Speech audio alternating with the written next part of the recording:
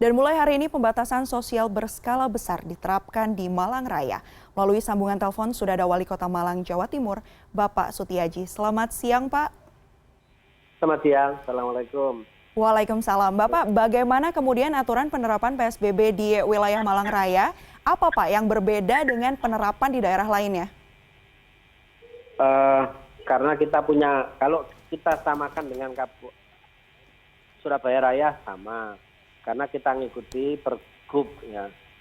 Jadi satu itu dalam kaidah-kaidah umum, kaidah khusus saya kira di sini kan Malang Raya. Jadi orang-orang yang ber-KTP Malang Raya hanya dicek ketika dia tidak pakai physical distancing, maka itu harus dilakukan. Contoh, pengendara mobil, ketika dia tidak satu rumah, maka yang di depan cukup satu. Terus yang di belakang nanti kalau mobil minibus itu ya ada 3 orang. Kalau sedan mungkin ya kanan kiri, ya terus di depan hanya satu. Ketika ada pengendara motor yang boncengan, maka dia harus dicek benar-benar satu rumah atau tidak. Itu kalau untuk skat keluar masuknya kendaraan ke Malang Raya. Oke. Pak, tapi kan kalau dibandingkan dengan sejumlah daerah lainnya, kita ambil contoh misalnya daerah Surabaya begitu yang sudah lebih dulu menerapkan PSBB, tapi faktanya masih banyak pelanggaran terjadi di sana. Nah, untuk di kawasan Malang Raya sendiri, apa kemudian upaya yang akan dilakukan untuk memastikan bahwa bisa benar-benar efektif ini PSBB-nya? Kita gini, agak lumayan lah meminimalisir pelanggaran. Karena kemarin kita sudah akan melakukan simulasi 3 hari itu, salah satu di antaranya kemarin kan kita pakai simulasi penutupan pengecekan di checkpoint itu. Jadi banyak yang sudah viral bahwa masuk Malang harus melalui persyaratan ABC itu. Terlebih hari ini pas hari Minggu. Hari Minggu saya kira arus kendaraan kan tidak begitu banyak. Yang kita lihat tadi ada mungkin kita ada 3 atau 4 kendaraan yang tidak patuh pada COVID. Dari jeda waktu kisaran antara 20 sampai 25 menit. Kita menjaring ada 4 kalau salah kendaraan yang harus berputar arah. Kita 1 pakai motor dari Sidoarjo, tujuannya adalah dia minta tanda tangan ahli waris karena ada pensertifikatan tanah. Setelah itu sini, udah panjenengan di sini aja, yuk di sini aja. Nanti biar yang dituju ini KTP-nya mana. Saya waktu itu langsung menegaskan Pak Sek telepon Pak Lurah untuk menjemput orang ini. Iya. Ya. Sanksi-sanksinya nanti akan diterapkan seperti apa, Pak? Kami sesungguhnya sudah saya sampaikan bahwa kunci keberhasilan itu adalah kan disiplin. Membangun sebuah disiplin harapan kami kan memang dari masyarakat. Tapi masyarakat sudah alhamdulillah mulai terbangun dengan baik Kota Malang ini ya. Dengan Kampung Tangguh. Nah, yang dari atas punishment ini kami diperwal, kami atur ya ada teguran tertulis sampai kepada penutupan jenis usaha ketika dia melanggar, ada penarikan KTP ketika dia melanggar, penahanan atau harus mereka juga kami isolasi ketika suhunya sudah melebihi dari 38, ditermogan, terus direpit. Kalau direpitnya itu reaktif, maka kami arahkan ke isolasi, rumah isolasi. Ini kan sudah berlangsung sejak pukul 12 malam tadi ya Pak, artinya sudah mau menuju ke 12 jam sejak pertama kali diberlakukannya PSBB. Kalau sejauh ini evaluasinya seperti apa? Apa yang menjadi pelanggaran terbesar dan kendalanya apa Pak di lapangan? Jadi saya secara makro ya, 80% masyarakat Malang sudah pakai masker sudah. Pengendara rata-rata sudah pakai masker. Di pasar, tadi saya meninjau 1 pasar, 1 mal. Kemarin kan sempat viral bahwa ada mal itu salah satu tendernya mau buka. Tadi saya lihat di sana, manajemen mengatakan bahwa ini sudah tutup Pak manajemen, tapi kalau ada ini nanti cek. Saya minta cek pukul 10 tadi, saya belum dapat laporan dari Pol PP apakah tenan ini buka atau tidak. Tapi manajemen sudah minta tutup. Pasar-pasar, tapi ada satu pasar dadakan memang setiap minggu. Ini minggu depan sudah kami minta untuk tutup, yang memang harus pakai physical distancing.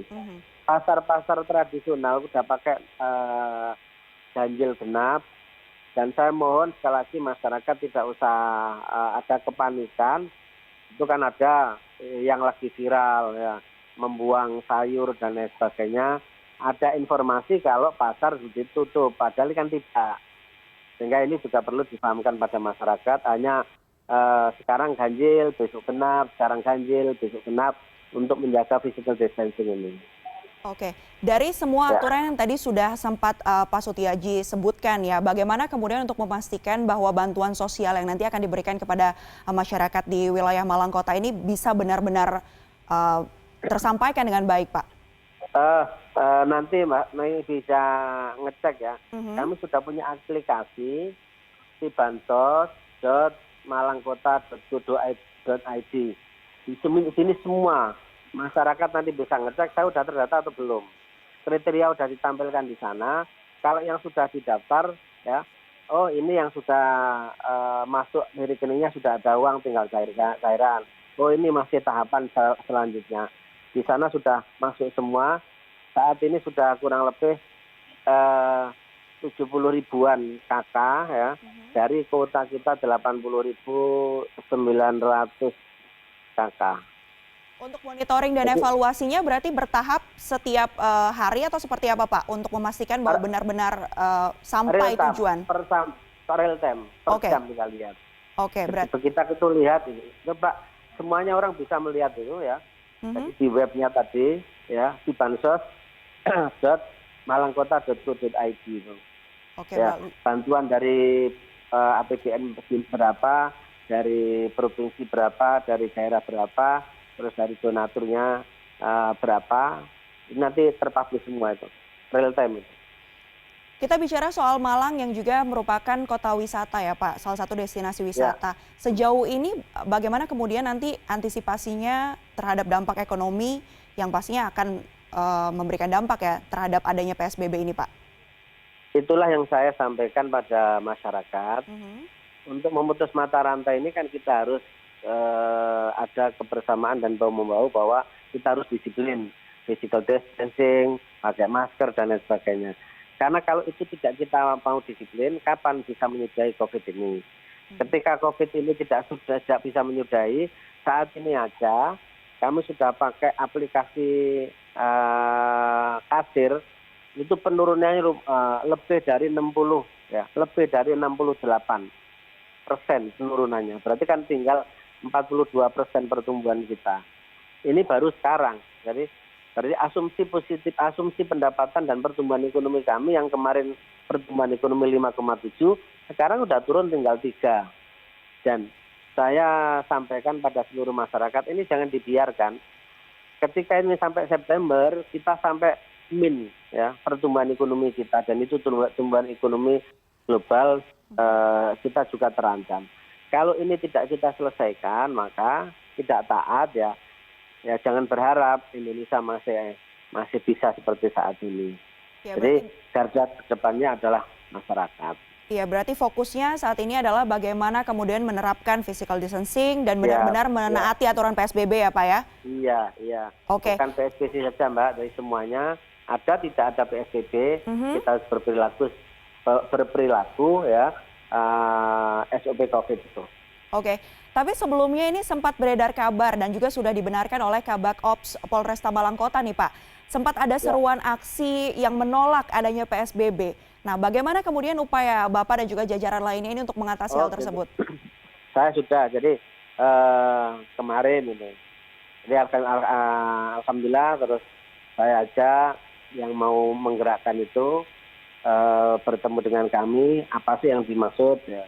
Hanya satu, bagaimana bantalan ekonomi bisa nyampe ya, saya kasihkan ini loh di bansos yang kita bangun ya, alhamdulillah sudah Pak. Berarti saya harus mengkomunikasikan pada 1-2 orang atau kelompok yang merasa bahwa oh ini sistemnya kok masih demikian gitu.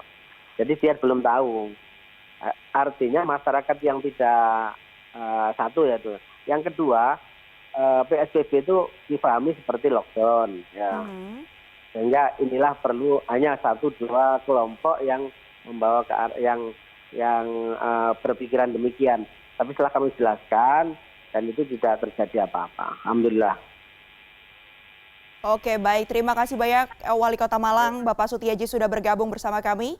Kita sama-sama pantau ya bagaimana kemudian nanti penerapan PSBB di wilayah Malang Raya. Terima kasih Bapak, selamat siang.